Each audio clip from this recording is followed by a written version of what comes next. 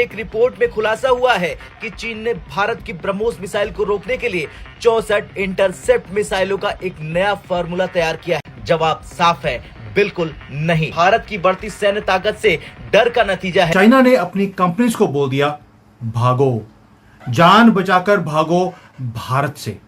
और ये जो हिडन बैटल है इकोनॉमिक सुपर पावर बनने का एशिया में, वो लड़ाई अभी बहुत बड़ी होने वाली है। पाकिस्तान में पाकिस्तानी अमेरिकन में क्यों अजय बंगा नहीं पैदा हो रहा? यहां पे विवेक रामास्वामी क्यों नहीं पाकिस्तानियों में पैदा हो रहा? क्या वजह है जी? मतलब कोई पाकिस्तानी माइक्रोसॉफ्ट का या गूगल का सीईओ क्यों नहीं बन पा?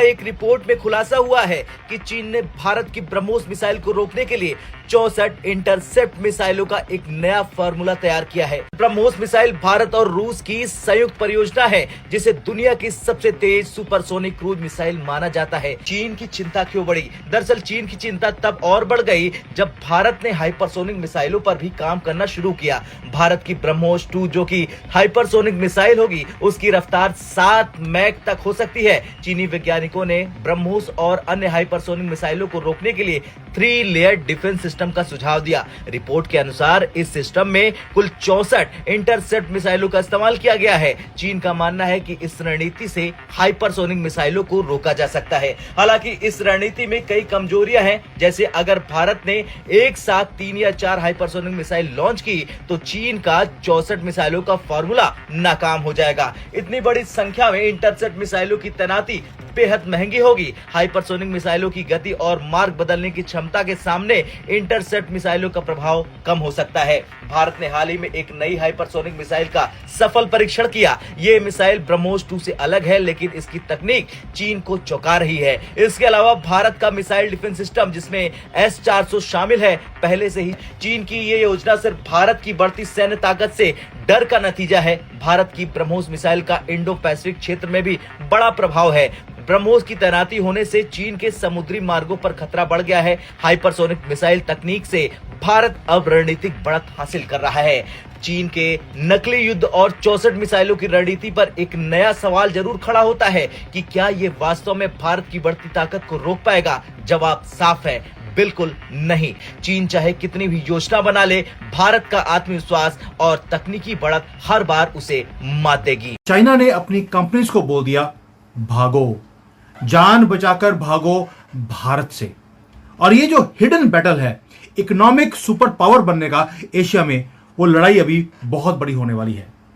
दोस्तों, इंडिया और चाइना एशिया की 2 लार्जेस्ट इकोनॉमीज हैं और दोनों एक दूसरे के राइवल्स भी हैं ग्लोबल एरिना के अंदर। दोनों कंपीट कर रहे हैं कि जो स्पेस अमेरिका छोड़ता जा रहा है उसको भरने के लिए। डोमिनेंस है इंडस्ट्रीज के अंदर, वेरियस इंडस्ट्रीज हैं जिसके अंदर चाइना कंपीट करता है भारत के साथ, भारत कंपीट करता है चाइना के साथ। और दोनों लगे हुए हैं कि किसी तरीके से जो टेक्नोलॉजी है, जो मैन्युफैक्चरिंग है, इसके अंदर अपनी पकड़ बनाई जाए। अभी अभी जो डेवलपमेंट्स रिसेंटली हुई हैं वो है ऑटोमोबाइल इंडस्ट्रीज के अंदर। वो क्यों है? क्योंकि भारत चाहता है कि ऑटोमोबाइल में सबसे बड़ा एक्सपोर्टर वो बने। चाइना ऑलरेडी इसके अंदर बहुत बड़ा एक्सपोर्टर दुनिया का है। 30% दुनिया की जो प्रोडक्शन है गाड़ियों की, अकेला चाइना वो करता है। लेकिन अभी अभी जो रिसेंटली डेवलपमेंट्स है उसके अंदर, जो ऑटोमोबाइल सेक्टर के अंदर भारत ने भी बहुत बड़ी स्ट्राइड्स करी हैं। लेकिन अभी हुआ क्या है, चाइना ऑलरेडी पोजीशन में है कि वो भारत की मार्केट को टेक ओवर कर लेता, स्पेशली इलेक्ट्रिक व्हीकल्स के अंदर। और भारत ने भी एक काम कर दिया कि भाई जो रैपिडली ग्रोइंग इलेक्ट्रिक व्हीकल की इंडस्ट्री है उसको रोक लगा दिया चाइनीज कंपनीज को। वो क्यों? क्योंकि भारत हमेशा अपनी डोमेस्टिक जो कंपनीज होती हैं उसे प्रोटेक्ट करने के लिए वो हमेशा ही लगा रहता है, स्पेशली मोदी जी। पाकिस्तान में पाकिस्तानी अमेरिकन में क्यों अजय बंगा नहीं पैदा हो रहा? यहां पे विवेक रामास्वामी क्यों नहीं पाकिस्तानियों में पैदा हो रहा? क्या वजह है जी? मतलब कोई पाकिस्तानी माइक्रोसॉफ्ट का या गूगल का सीईओ क्यों नहीं बन पा रहा? क्या वजह? बहुत बड़ा लम्हा फिक्र है, बहुत बड़ा लम्हा। डॉक्टर साहब, एक सवाल भी करना है। विवेक रामास्वामी का आपने नाम लिया है, वो सुना है, वो खास तौर पे शायद कुछ इंडियन मीडिया या इंडियन लॉबी जिसे आप कहते हैं, उन्होंने विवेक रामास्वामी की अटेंशन कर दी है। वो जो पाकिस्तानी होटल है उधर न्यूयॉर्क में रोज वैलेट, वो आज उन्होंने स्टेटमेंट जारी की है कि एक होटल को हम $220 मिलियन दे रहे हैं, वो पाकिस्तानी होटल है।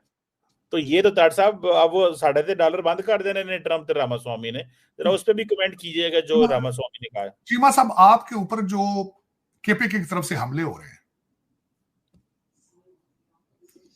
वो तो मेरे पैसों से हो रहे हैं चीमा साहब, IMF के पैसों से हो रहे हैं।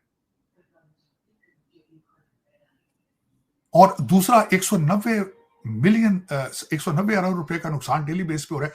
IMF थोड़ा क्या चल रहा है? आप कह रहे हैं कि यहां से डॉलर रोकने चाहिए डॉलर आपके।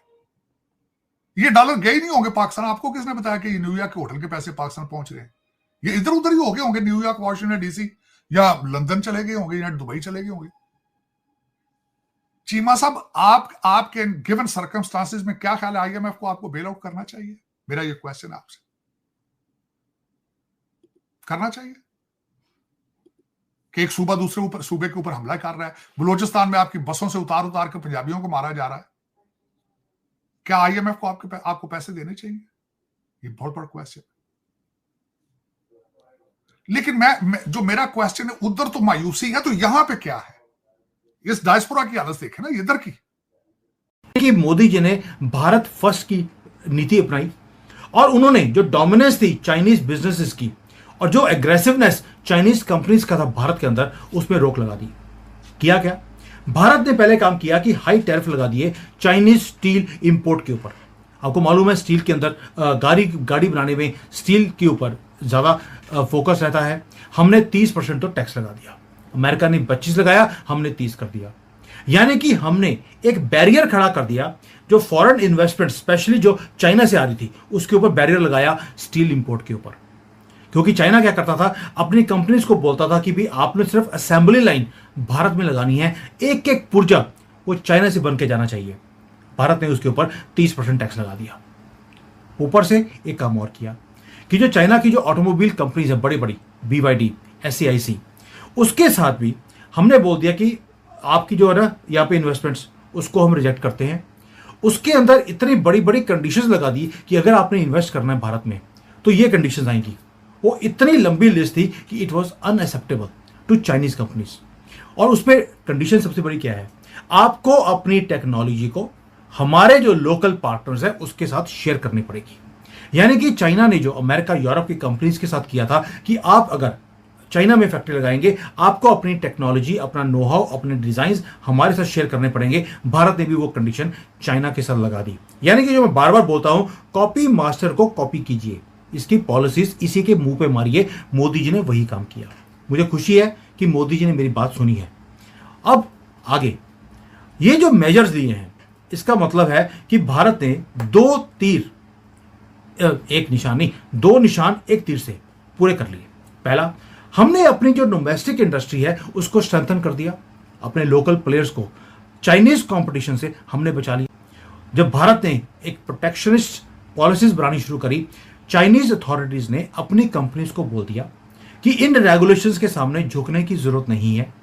टेक्नोलॉजी ट्रांसफर आपको बोला जा रहा है ऑटोमोबाइल इंडस्ट्री के अंदर, आप नहीं करेंगे। और अब तो आपको इन्वेस्टमेंट्स भी भारत में करने की जरूरत नहीं है, छोड़ दीजिए। हमें भारत की जरूरत नहीं है, भारत को हमारी जरूरत है।